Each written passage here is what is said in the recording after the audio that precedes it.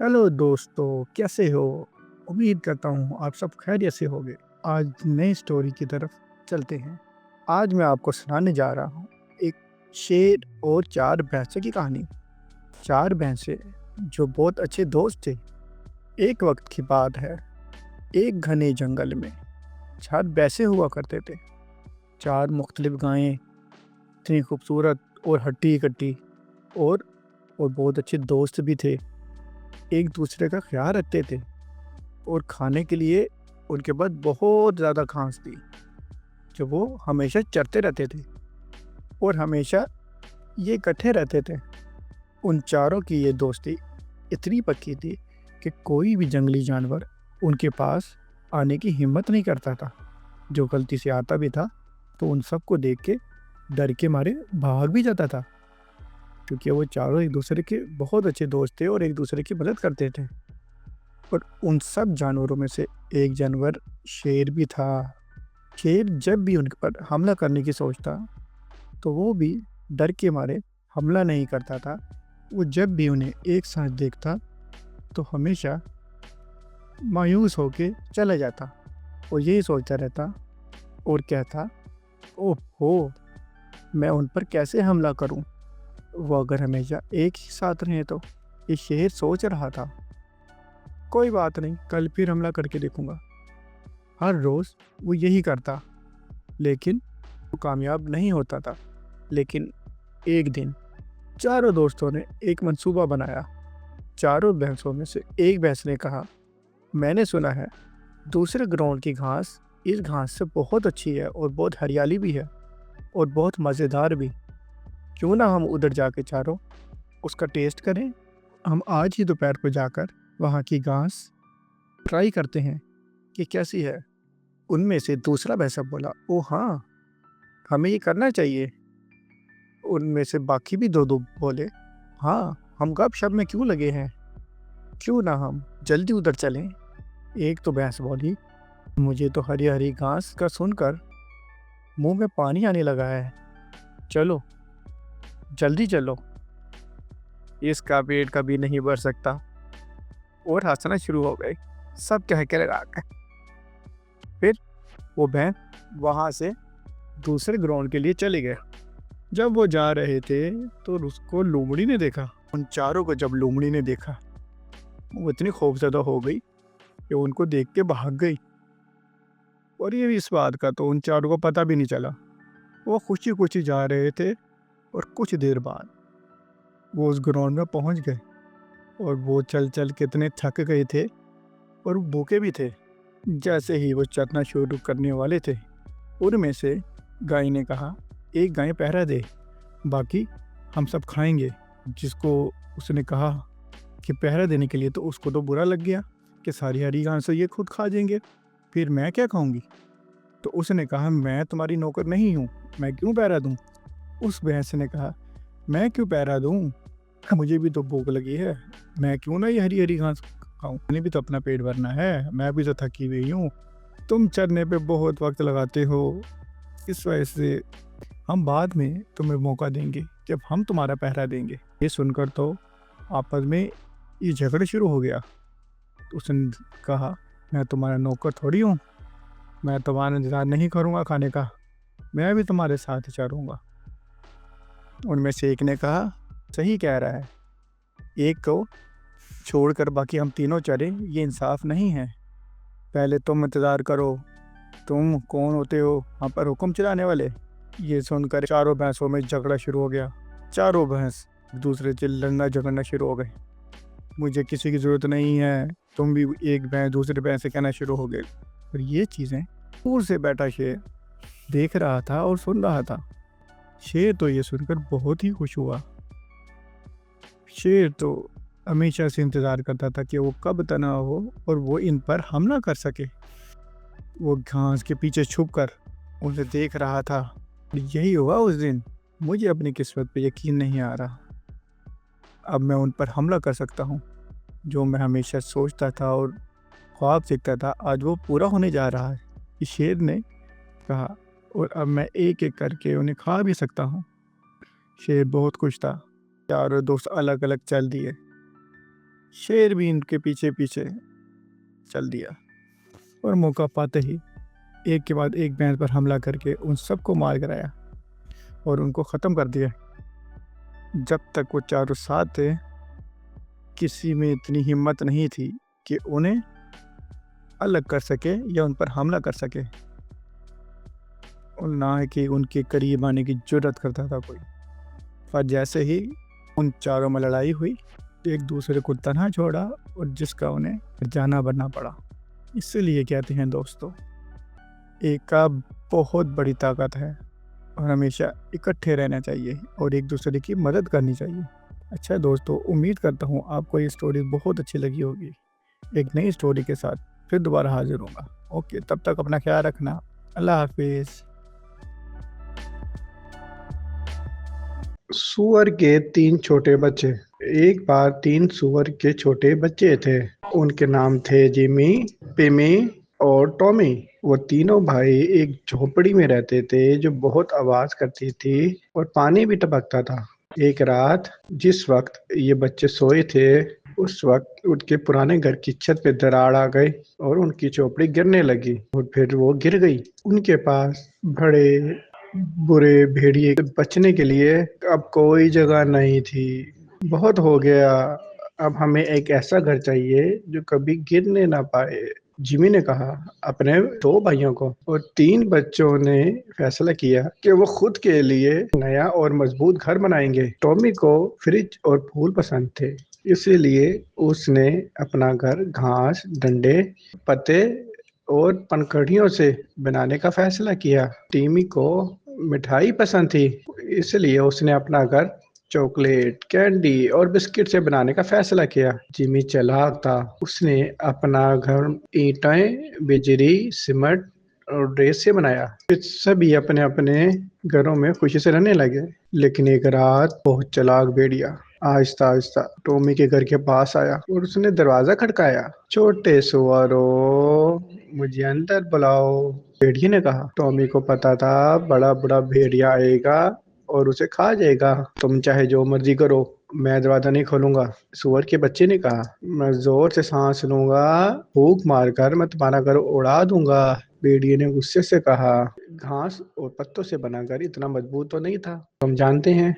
बड़े चालाक भेड़िए ने जोर से सांस ली और जोर की फूंक मारी। प्यारे का घर हवा में उड़ गया। वो अपने घर को नहीं बचा पाया। सुअर का बच्चा अपनी जान बचाकर वहां से भागा और वो कैंडी से बने अपने दूसरे भाई के घर आ गया और जल्दी से जाकर अंदर से दरवाजा बंद कर लिया। भैया, उस चालाक भेड़ी ने मेरा घर तोड़ दिया और वो मुझे खाने लगा था, टॉमी ने अपने भाई को कहा। उसकी सांस फूली हुई थी। परेशान मत हो, वो हमारे इस घर पे नहीं आ पाएगा, टीमी ने कहा। जल्द ही वो बड़ा चालाक भेड़िया टीमी के घर के पास आया, दरवाजा खटखटाया। छोटे सुअरों, दरवाजा खोलो, मुझे अंदर ले लो, बड़े चालाक भेड़िए ने सुअर से कहा। तुम चाहे जो कुछ भी करो, हम दरवाजा नहीं खोलेंगे, सुअर के बच्चों ने कहा। फिर मुझे गुस्सा आएगा और मैं सांस लेके फूंक मार के तुम्हारा घर उड़ा दूंगा।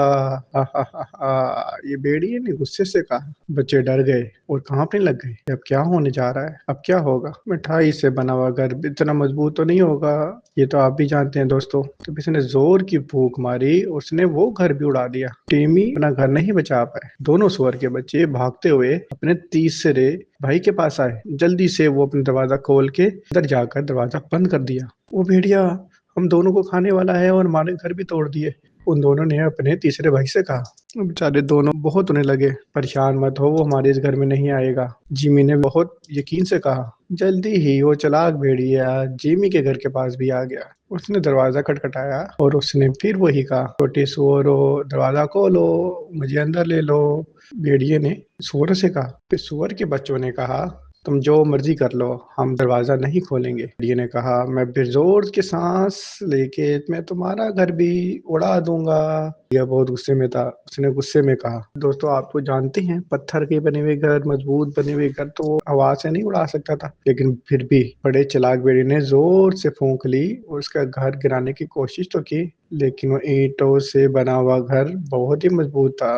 वो उस घर को उड़ा ही नहीं पा रहा था। उसने बार बार कोशिश की लेकिन उस घर को वो कुछ नहीं कर सका। जिमी ने भरोसे के साथ कहा कि तुम ये घर नहीं तोड़ सकोगे, मैं तुम्हें नहीं खाऊंगा, मुझे तो सिर्फ रहने के लिए जगह चाहिए, मैं तुम्हारे जैसा मजबूत घर नहीं बना पाऊंगा, इस वजह से मुझे अपने साथ रहने की जगह दो। चालाक भेड़िए, हमने तुम्हारे बारे में बहुत सुना है, तुम हमें बेवकूफ मत बनाओ, जिमी ने कहा। किशन के भेड़िए को और गुस्सा आया। उसको घर में जाने के लिए कुछ सोचना शुरू हो गया। और तीनों सुअर के बच्चे डर के मारे कांपने शुरू हो गए कि अब क्या होने जा रहा है।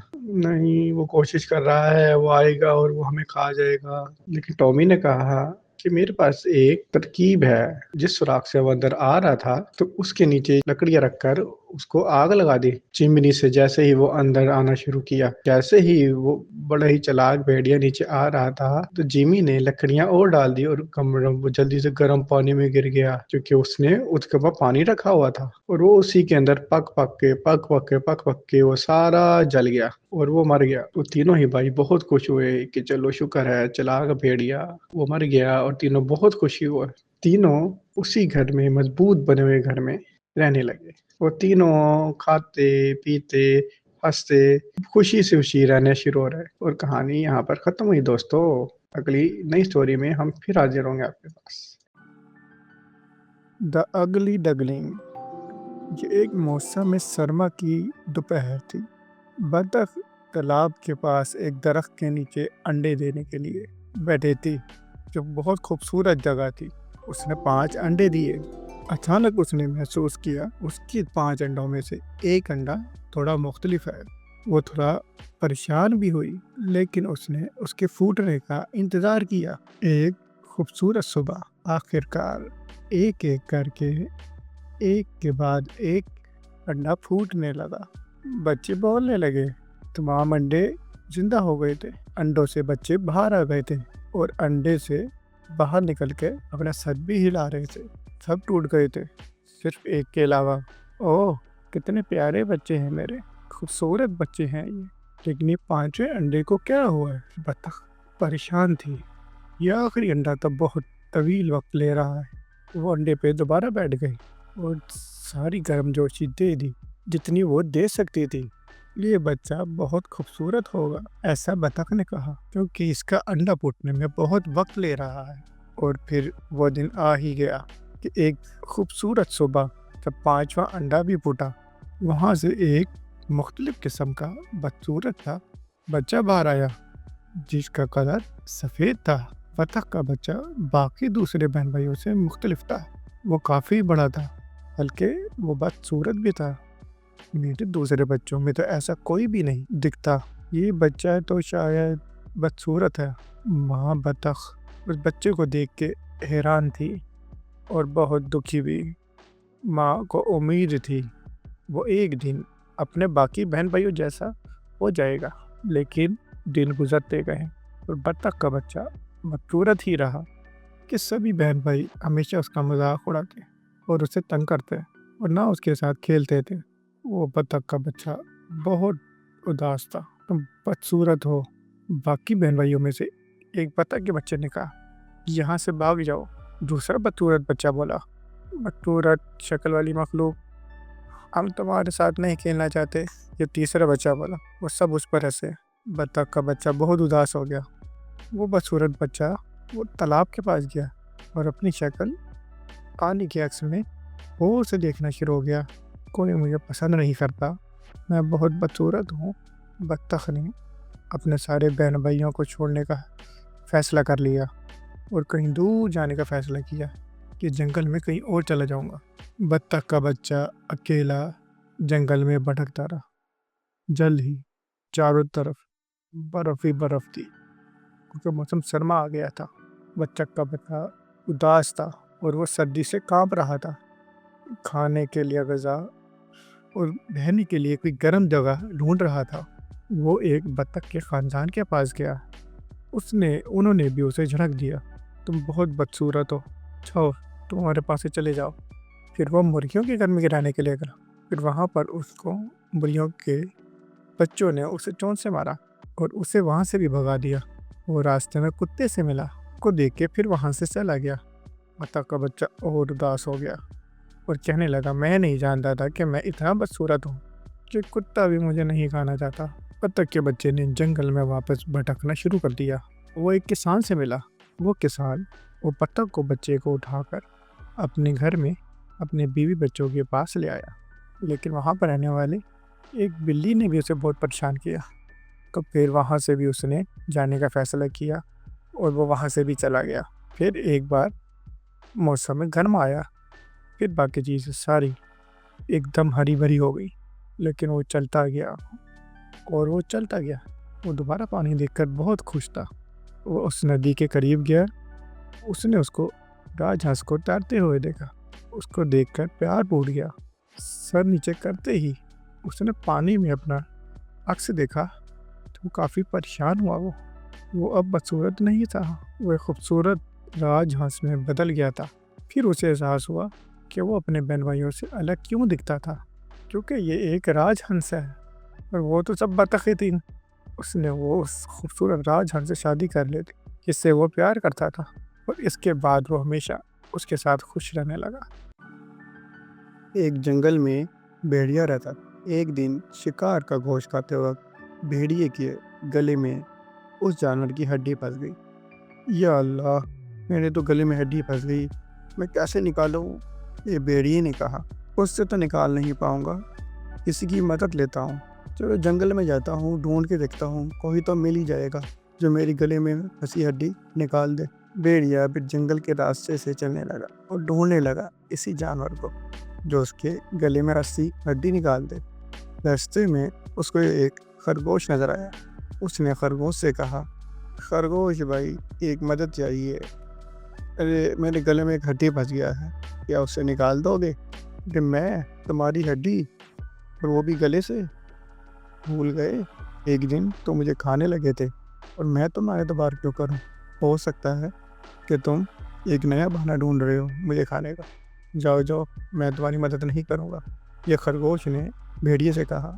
پھر بھیڑیا وہاں سے چلا گیا۔ کچھ دیر چلنے کے بعد راستے میں اسے ایک بندر نظر آیا۔ اس نے بندر سے کہا، بندر بھائی، کیا میرے گلے میں پھنسی ہڈی نکال دو گے؟ میں بہت تکلیف میں ہوں۔ بندر نے کہا، میں تمہاری ہڈی کیوں نکالوں؟ میں بھی کیلا کھا رہا ہوں، جاؤ جاؤ کسی اور سے مدد مانگو۔ تو بھیڑیا مایوس ہو کر وہاں سے بھی چلا گیا اور کہتا گیا، بندر تو میرا یار تھا، پھر بھی اس نے میری مدد نہیں کی، چلو کسی اور جانور کو ڈھونڈتے ہیں۔ چلو یار، اس پر جو بھی مل جائے اسے جیسے بھی کر کے منانا ہی پڑے گا۔ چلتا گیا اور وہ سوچتا رہا۔ وہ چلتے چلتے ایک ندی کے کنارے پہنچا۔ وہاں پر اس کو ایک بگلا نظر آیا جو مچھلی تلاش کر رہا تھا۔ بگلے کی لمبی چونچ کو دیکھ کر بھیڑیا بڑا خوش ہوا اور سوچنے لگا، یار اس کی لمبی چونچ میرے گلے میں پھنسی ہڈی آرام سے نکال دے گی۔ پھر بھیڑیے نے بگلے کو کہا، کتنا اچھا دن ہے اور اس میں اتنی ہی ساری مچھلیاں ہیں، تم ساری اکیلی مچھلیاں تھوڑی ڈھونڈ پاؤ گے؟ ہاں، اگر تم چاہتے ہو تو میں تمہاری مدد کر سکتا ہوں۔ بگلے نے کہا، تم میری مدد کرو گے؟ تو بھیڑیے نے کہا، ہاں ضرور، تم بھیڑیے بہت چلاک ہوتے ہو، تمہارا یقین نہیں کرنا چاہیے کیونکہ تم بغیر مطلب کے کسی کی مدد نہیں کرتے، لیکن تم میری مدد کیوں کرنا چاہتے ہو؟ بگلے نے بھیڑیے سے کہا۔ اس کے جواب میں بھیڑیے نے کہا، نہیں نہیں، تم بہت اچھے ہو، اگر میں تمہاری مدد کروں گا تو میں خوش ہوں گا، لیکن ایک پریشانی ہے، تمہاری لمبی چونچ میرے ایک کام کر سکتی ہے۔ اس نے کام؟ کیا کام؟ اس نے کہا، میرے گلے میں ابھی ہڈی بسی ہے، اگر تم اسے نکال دو تو میں تمہاری مچھلیاں نکالنے میں مدد کروں گا۔ یہ بھیڑیے نے بگلے کو کہا۔ بگلے نے کہا، بس اتنی سی بات، رکو رکو یار، میں نکال دیتا ہوں۔ پھر سارس اپنی چونچ سے بھیڑیے میں پھنسی گلی ہڈی نکالنا شروع ہو گیا۔ تھوڑی دیر بعد ہی اس نے ہڈی نکال دی۔ پھر بھیڑیا بہت پرسکون ہو گیا۔ بگلے نے بھیڑی کو کہا، چلو اب تمہارا تو مسئلہ حل ہو گیا، چلو اب مجھے مچھلیاں نکال کے دو جو تالاب میں بہت ساری ہیں۔ بھیڑی نے بگلے سے کہا، بے وقوف، گلے میں پھنسی ہڈی جو مجھے تکلیف دے رہی تھی اسے نکالنے کے لیے میں نے تم سے جھوٹ بولا اور تم نے اسے یقین کر لیا۔ شکر کرو، میرے منہ میں اپنا منہ ڈالا اور میں نے تجھے زندہ چھوڑ دیا، اور تم زندہ ہو، تم اسی کا شکر بناؤ، ورنہ تمہیں میں کب کا کھا جاتا اگر تم نے آج میری مدد نہ کی ہوتی۔ جا میں نے تیرا جان بخش دیا کیونکہ آج تو نے میری مدد کی، اور ہاں اگر اب آگے ایک اور بات بولا میں تجھے مار ڈالوں گا۔ تو بکرا ڈر کے مارے کانپنا شروع ہو گیا اور وہاں سے اڑ گیا۔ سمجھ آئی دوستو کہ ہر بندے کا یقین نہیں کرنا چاہیے، کچھ لوگ اپنے مطلب کے حساب سے بھی آپ سے بات کر سکتے ہیں۔ کچھوے اور بندر کی کہانی۔ ایک جنگل میں دریا ہوا کرتا تھا۔ اس دریا کے بیچوں بیچ ایک درخت ہوتا تھا جو پھلوں سے بھرا ہوتا تھا، اور اس درخت کے اوپر ایک بندر رہتا تھا جو دل کا بہت اچھا تھا۔ ایک بار بھوکا مگرمچھ تیرتا ہوا آیا تو اس نے دیکھا کہ ایک درخت بہت پھل لگے ہوئے ہیں، تو اس نے وہ درخت کا پھل کھانے کو چاہا۔ تو وہ درخت کے پاس آیا لیکن وہاں تک وہ نہیں پہنچ سکتا تھا، تو اس کے اوپر اس نے بندر کو بیٹھا ہوا دیکھا۔ مگرمچھ نے بندر سے دوستی کر لی۔ بندر نے دوستی کے عوض اس کو کھانے کے لیے ایک پھل دیا، تو وہ بہت خوش ہوا۔ تو اس نے ایک اور پھل مانگا جو اپنی بیگم کو کھلانا چاہتا تھا۔ بندر نے اس کو ایک پھل دے دیا۔ جب اس نے وہ پھل لیا مگرمچھ نے، تو سیدھا اپنی بیگم کے پاس گیا۔ اس نے اس کو وہ پھل دیا جو اس نے کھا کر بڑا انجوائے کیا، لیکن اس کے کھانے کے بعد اس نے مگرمچھ سے کہا میں تمہارے بندر کا دل کھانا چاہتی ہوں۔ مگرمچھ جو اپنی بیگم سے بہت پیار کرتا تھا نے فوراً حامی بھر لی اور وہ واپس بندر کے پاس چلا گیا۔ بندر کو جا کے کہا کہ میری بیگم تم سے ملنا چاہتی ہے۔ بندر نے جانے کی حامی بھر لی اور وہ اس کے اوپر بیٹھ کر اس کی بیگم سے ملنے کے لیے جانے لگا۔ راستے میں مگرمچھ نے اس کو بتایا میری بیگم تمہارا دل کھانا چاہتی ہے جو اس کو بہت پسند ہے۔ تو بندر اندر ہی اندر دل ہی دل میں بہت غصہ ہوا کہ یہ میری دوستی کا کیا صلہ دے رہا ہے۔ بندر وہ ایک ترکیب سوچی۔ اس نے کہا مگرمچھ سے کہ تم مجھے اسی ٹائم بتاتے جب میں درخت پہ تھا، کیونکہ میں تو دل اپنا درخت پہ بھول آیا ہوں۔ مگرمچھ نے کہا چلو کوئی بات نہیں، ہم جا کے دوبارہ لے آتے۔ تو جب وہ واپس گیا اور درخت پر بندر چڑھ گیا، اوپر سے اس نے اس کو غصے سے کہا چلو جاؤ تم دفع ہو جاؤ، کہ تم دوستی کے قابل نہیں۔ جس نے تمہیں کھانے کو پھل دیا اسی کو مارنا چاہتے ہو، اسی کا دل اپنی بیگم کو کھلانا چاہتے ہو، آج کے بعد یہ میرے پاس مت آنا۔ تو اس طرح مگرمچھ منہ لٹکاتا ہوا واپس چلا گیا۔ چوہے اور شیر کی کہانی۔ جنگل میں ایک شیر ہوا کرتا تھا۔ جیسے کہ ہم جانتے ہیں بچوں، شیر جنگل کا بادشاہ ہے۔ جنگل میں ایک شیر ہوا کرتا تھا جو اپنے غار کے سامنے بڑی گہری نیند میں سو رہا تھا۔ وہاں پر جنگل میں چوہا بھی رہا کرتا تھا۔ چوہا کھیلتا کھیلتا کھیلتا شیر کے اوپر آ کے شیر کے اوپر کھیلنا شروع کر دیا۔ اتنے میں ہی شیر کی آنکھ کھل گئی۔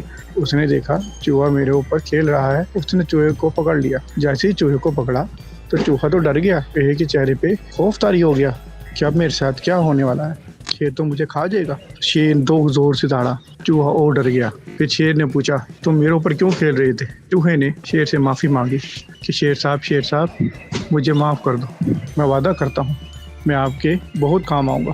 تو یہ بات سن کر شیر زور سے ہنسنا شروع ہو گیا کہ بھلا ایک چوہا میرے کس کام آ سکتا ہے۔ اس نے کہا جا چوہے، آج تجھے میں نے چھوڑ دیا کیونکہ آج میرا پیٹ بھرا ہوا ہے، آج مجھے بھوک نہیں لگی ہوئی، اگلی بار تو نے ایسا کیا تو میں تجھے کھا جاؤں گا۔ فوراً وہاں سے چلا گیا۔ تھوڑی دیر بعد شیر جنگل میں ٹہلنا شروع ہو گیا، لیکن اس کو کیا پتا تھا کہ راستے میں شکاری اس کا شکار کرنے کے لیے جال بچھائے ہوئے ہیں۔ شیر کا چلتے ہوئے پاؤں اس جالے پر آ گیا جو شکاریوں نے بچھایا ہوا تھا، کیونکہ شکاریوں نے دور سے دیکھ لیا تھا شیر جنگل میں ٹہل رہا ہے، تو اس نے اس کے راستے میں جال بچھایا ہوا تھا۔ جیسے ہی شیر جالے میں پھنسا وہ زور زور سے دھاڑنا شروع ہو گیا۔ یہ آواز باقی جانوروں نے بھی سنی، کو تو بچانے کے لیے کوئی آگے نہیں آیا کیونکہ سب ڈرتے تھے کہ اس کو کہ کسی نے نکالا تو یہ تو ہمیں کھا جائے گا۔ لیکن یہی آواز پھر چوہے نے بھی سنی۔ چوہے نے جب یہ آواز سنی تو وہ دوڑتا ہوا آیا اور جال کو کترنا شروع ہو گیا۔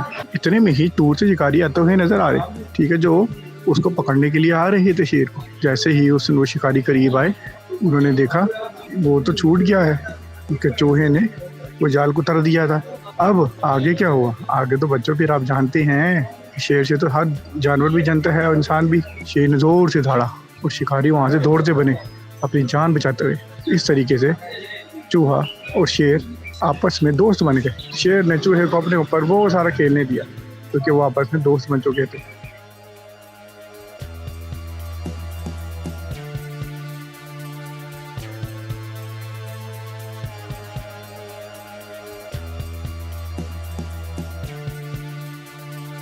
تو بچوں، میں آج آپ کو بھیڑ کی کہانی سنانے والا ہوں جس کا نام नीली था वो बहुत ही प्यारी और खूबसूरत और सबकी चहेती थी। हाथी, घोड़ा, चिड़िया सब उसे चाहते थे। कुछ अर्से बाद नीली के माँ बाप को कहीं शहर से दूर जाना था, लेकिन नीली वहाँ से जाने के लिए तैयार नहीं थी। के माता पिता ने कहा, नीली तुम अभी बहुत छोटी हो, खेलते खेलते कहीं दूर मत निकल जाना और कहीं तुम्हें कोई लोमड़ी उठा के ना ले जाए। तो नीली ने कहा, माँ अब चिंता मत करें, ये सब दोस्त यहाँ पर हैं। नीली ने एक ना मानी। फिर नीली के माँ बाप ने नीली के दोस्तों को समझाया। नीली के माँ बाप ने कहा, खेलते खेलते कहीं दूर मत निकल जाना। ये कहकर उसके माँ बाप शहर से दूर चले गए। नीली के दोस्त अपने अपने काम में मसरूफ थे, तो नीली खेलती खेलती घास चरती चरती बहुत दूर निकल गई। उसे ये भी ना पता चला कि वो खेलते खेलते जा कहाँ रही है, लेकिन अचानक उसके सामने एक लोमड़ी आ गई। फिर लोमड़ी की नज़र नीली पे पड़ी तो उसको देखते ही लोमड़ी के मुंह में पानी आ गया। हा हा हा, आज मुझे बहुत अरसे बाद एक चटपटा खाना खाने को मिलेगा, ये लोमड़ी ने कहा। इसे अगर मैंने यहीं मार दिया तो इसके दोस्त यहाँ आ जाएंगे, तो तब मैं क्या करूँगी। तो लोमड़ी ने नीली से बात करना शुरू की। वो ऐसे जताया कि जैसे तो नीली की बहुत अच्छी दोस्त है। नीली तुम खेलते खेलते इतनी दूर निकल आई हो, क्या तुम्हें डर नहीं लगता। लोमड़ी ने नीली से कहा। तो नीली ने कहा, हाँ मैं तो खेलते खेलते इतनी दूर चली आई, मुझे तो पता भी नहीं चला। हाँ मेरी माँ ने मुझे कहा था कि खेलते खेलते दूर मत जाना, वहाँ का लोमड़ी ना आ जाए और ना वो तुम्हें खा जाएगी। लोमड़ी ने कहा, अच्छा तो तुमने अपनी माँ की बात नहीं मानी, चलो फिक्र मत करो, तुम मेरे साथ आ जाओ, मेरा घर यहाँ से दूर नहीं है, चलो मेरी पीठ पे बैठ जाओ। तो नीली लोमड़ी के पीठ पे बैठ गई। वो दोनों गप्पे लड़ाते लड़ाते लोमड़ी के घर तक पहुँच गए। वो देखो वो आ गया मेरा घर।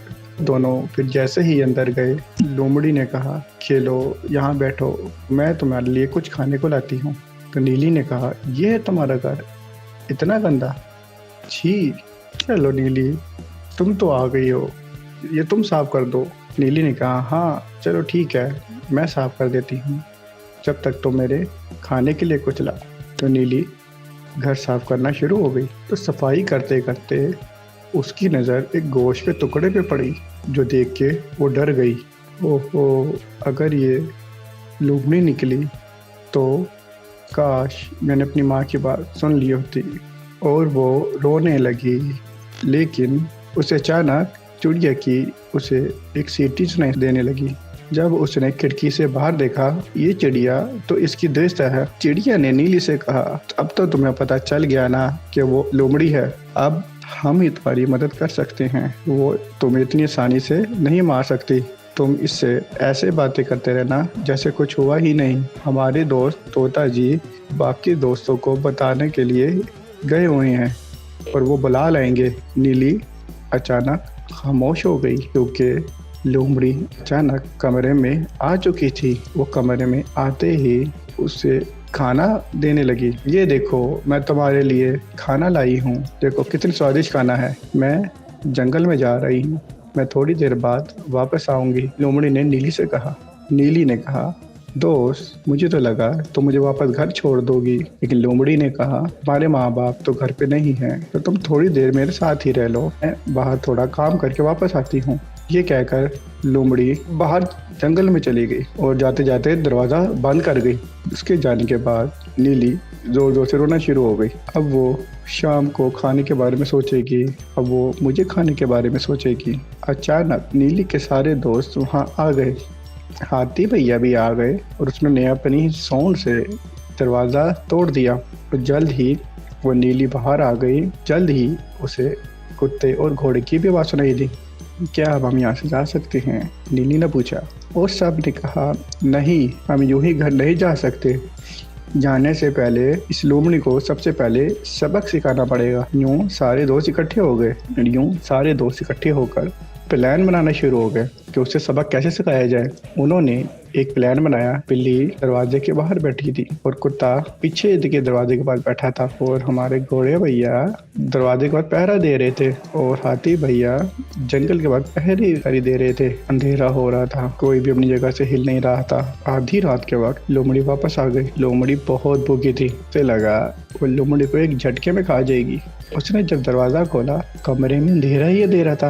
वो अंदर आके जोर से चढ़ाई, नीली कहाँ हो तुमने बत्ती क्यों नहीं चलाई? हाथी भैया ने तो नीली को छत पे रख दिया था। मेरी दोस्त, मैं यहाँ ऊपर हूँ, देखो। मुझे लोमड़ी से बहुत डर लगता है। ओहो, डरने की जरूरत नहीं, मैं आ गई हूँ ना, अब तुम नीचे आ जाओ। नीली ने जवाब दिया, नहीं, चलो, छोटे से बच्चे की तरह क्यों बर्ताव कर रही हो, जल्दी से नीचे आ जाओ। चलो ठीक है, मैं ही ऊपर आ जाती हूँ। लोमड़ी छत पर आने ही वाली थी कि बिल्ली ने लोमड़ी पे हमला किया। लोमड़ी एकदम डर गई। उसने सोचा कि चलो पीछे के दरवाजे से भाग पड़ते हैं। तो पीछे के दरवाजे तक आ तो गई, वहां पर तो हमारे डॉगी भैया पहरा दे रहे थे। लोमड़ी के ऊपर हर दरवाजे पर हमला हो रहा था। लोमड़ी बहुत डर गई। लोमड़ी फिर बाहर भाग निकली। जैसे ही वो बाहर निकली तो माने तो घोड़े भैया बाहर बैठे थे। घोड़े भैया ने लोमड़ी को टांग मारी तो उसकी टांग ही टूट गई। वो जोर जोर से चीखना शुरू हो गई दर्द के मारे, और वो टूटे पांव से जंगल की तरफ भागने लगी। लेकिन जंगल पर तो हाथी भैया का पहरा लगा हुआ था। उसी लोमड़ी को अपने पास आते हुए देखा तो उसने जोर से उठाकर उसे पत्थर पे पटक दिया, और उसके बाद लोमड़ी तो उठ ही नहीं पाई। तो नीली हाथी के सूंड पे बैठी। वो सारे दोस्त घर वापस आ गए। हाथी ने फिर नीली से कहा, तुम बहुत खुशकिस्मत हो कि तुम्हें लोमड़ी के साथ आते हुए चिड़िया और तोते ने देख लिया था, वरना हम उस लोमड़ी को सबक नहीं सिखा पाते। तो बच्चों, हम इस कहानी से सबक लेते हैं कि दोस्तों को हमेशा चौकन्ना रहकर अपने सच्चे दोस्त की मदद करनी चाहिए, और माँ बाप का हमेशा कहा मानना चाहिए। ओके, अल्लाह हाफिज। एक नई स्टोरी के साथ हम फिर हाजिर होंगे। अपना ख्याल रखना दोस्तों। चींटी और टिड्डे की कहानी। बहुत साल पहले एक घास के मैदान में एक चींटी और एक टिड्डा रहता था। चींटियां बहुत मेहनत से काम करती थी। वो गेहूं का मेहनत भरा काम किया करती थी। उनका ये काम बहुत मेहनत से जारी रहता था। जैसे ही सूरज की किरणें निकलती तो वो काम में जुट जाती और मेहनत से एक एक दाना इकट्ठा करके घर में ला के रखती और दोबारा फिर लेने चले जाती, और ये काम इनका मुसलसल जारी रहता। पूरा दिन यही काम करती, सुबह से लेके शाम तक, जब सूरज निकलता और जब तक सूरज गुरूब नहीं होता था, तब तक ये काम करती रहती थी। और इनमें सब इकट्ठी होके काम करती थी और ये थकती भी नहीं थी। दूसरी तरफ एक आलसी टिड्डा जो सारा दिन खाना खाता, आराम करता और एक जगह लेटा रहता था। आगे क्या होगा, सर्दियों में कैसी जिंदगी गुजारनी है, उसके बारे में बेफिक्र होकर ये आराम से जिंदगी गुजारा करता था। उसे दिन भर चींटियों के काम करने पर अफसोस होता था कि ये सारा दिन काम करती रहती हैं। इसी तरह दिन बीतते रहते थे और आलकसी टिड्डा इधर उधर कूदता, खेलता, गाने गाता और अपनी जिंदगी भरपूर तरीके से एंजॉय कर रहा था। जब चींटियां अपने घर में मेहनत से दाने लाकर घर पे खाना महफूज कर रही थी, हर रोज की तरह चींटियां जब घर पे दाने लेकर आ रही थी तो उनमें से एक चींटी थकावट की वजह से नीचे गिर गई। उसके पाँव में चोट आ गई। उसे देख के टिड्डा बहुत हंसा उसके ऊपर। उसने टिड्डे से मदद मांगी तो टिड्डा उसको देख के हंसने लगा। चींटी ने टिड्डे से कहा, टिड्डे भाई, क्या आप ये दाना मेरे साथ मदद करते हुए मेरे घर ले जाएंगे? मैं आपकी बहुत शुक्रगुजार रहूंगी। तुम इतना काम क्यों करती हो चींटी? टिड्डे ने कहा, तुम थोड़ा आराम कर लो और तुम थोड़ा सा मेरा गाना भी सुन लो। चींटी ने उसकी बातों को अनसुना करके अपनी गर्दन घुमाई और वो अपने घर वो दाना उठाकर जाना शुरू हो गई। तभी टिड्डा जोर से हंसना शुरू हो गया। तुम बहुत बेवकूफ चींटी हो, टिड्डे ने चींटी से कहा। आओ मेरे साथ नाचो, गाओ और जिंदगी एंजॉय करो। चींटी ने बार बार उसकी इस तरह की बातों को सुना तो उसने कहा कि मैं सर्दियों के लिए खाना इकट्ठा कर रही हूँ, जबकि तुम्हें भी ऐसा ही करना चाहिए। लेकिन टिड्डे ने कहा, अभी तो मेरे पास बहुत सारा वक्त है और बहुत सारा खाना भी है इकट्ठा करने के लिए। लेकिन चींटी को समझ आ गया था कि वो क्या कर रहा है और उसने उसकी बात को अनसुना करके अपने काम में लग गई। इधर टिड्डा अपने ही गाने में मौज मस्ती में लगा रहा। सारा दिन खाता पीता, डांस करता, गाने गाता और एंजॉय करता। ये भूलकर गर्मी खत्म होने वाली है, सर्दी और बारिशें शुरू होने लगी हैं। इससे बेफिक्र होके उसको नज़रअंदाज करके अपनी ज़िंदगी में मगन रहा और जल्द ही गर्मी का मौसम ख़त्म होना शुरू हो गया, बारिशों का मौसम शुरू हो गया और उसके बाद फिर सर्दी भी आना शुरू हो गई। सूरज बहुत कम निकलता था, हर तरफ बर्फबारी और ठंड हो रही थी। रातें लंबी और दिन छोटे हो गए थे। टिड्डा सर्दी से कांपने लगा, अपने सूखे पत्तों से अपने जिस्म को ढांपना शुरू हुआ, लेकिन तेज हवा आती उन पत्तों को उड़ा के ले जाती और उसे ठंड लगना शुरू हो जाती। उसे बहुत भूख लगती और खाने को कुछ भी नहीं होता। उसको जल्द समझ आ गया कि चींटियां जो कर रही थी वो ठीक था। अगर मुझे खाने को कुछ न मिला, मैं मर भी सकता हूँ। उसने सोचा कि मुझे भी चींटियों की तरह तैयारी करनी चाहिए थी। उसके पास खाने को न खाना था, न रहने को घर। उसको बहुत ठंड लग रही थी और घास भी बर्फ में ढक गई थी। वो सर्दी से कांप रहा था। खाना ढूंढने के चक्करों में वो चलता चलता चींटियों के घर के पास आ पहुंचा। जब उसने देखा चींटियां तो अपने घर में बड़े मजे से खाना खा रही हैं और बहुत एंजॉय कर रही हैं। मैं चींटी के पास जाता हूँ, वहाँ मुझे खाना भी मिलेगा और आसरा भी। टिड्डे ने ऐसा कहा। टिड्डा भागता हुआ चींटी के घर तक गया और उसने दरवाजे पर दस्तक दी और चींटी को आवाज देना शुरू हो गया। दरवाजा खुला और चींटियों ने उसके देखा और मुस्कुराते हुए कहा, चींटियों देखो मैं आ गया तुम्हें अपना गाना सुनाने के लिए, लेकिन गाना सुनाने से पहले मुझे तुम्हें कुछ खाना देना होगा और घर में पनाह भी। लेकिन चींटियों ने कहा, हम तुम्हें घर में पनाह क्यों दें, हमने गाना तुम्हारा नहीं सुना। टिड्डे ने गिड़गिड़ा कर उससे माफी मांगी और घर पे पनाह लेने के लिए उनसे रिक्वेस्ट की। सर्दियों के लिए आपने कोई इंतजाम नहीं किया, तो गर्मियों में आप लोग कर क्या रहे थे। चींटियों ने ऐसा टिड्डे से कहा। वो मैं गाने में इतना मस्त रहा कि मुझे गर्मियों में खाना करने जमा करने का वक्त ही नहीं मिला। गर्मी कब गुजर गई मुझे पता ही नहीं चला। चींटियों ने गुस्से से देखना शुरू कर दिया। चींटियां पीठ दिखाकर वापस अपने अंदर चली गई। उनमें से एक चींटी टिड्डे के पास आई और उसने कहा, टिड्डे भाई, जब मैं मेहनत कर रही थी, खाना जमा कर रही थी और मैं तुमसे मदद मांगी तो तुम मेरे पे हंस रहे थे और तुमने मेरी मदद भी नहीं की थी। ये वही चींटी थी जिन्हें टिड्डे से मदद मांगी थी। तुम्हें गर्मियों में सर्दियों के लिए खाना इकट्ठा करना चाहिए था ताकि तुम्हारे सर्दियों में तुम्हारे काम आता। कि तुमने ऐसा नहीं किया। ये कह के वो भी चींटी घर के अंदर चली गई और दरवाजा बंद कर दिया। ये देखकर टिड्डा बहुत जोर से रोना शुरू हो गया।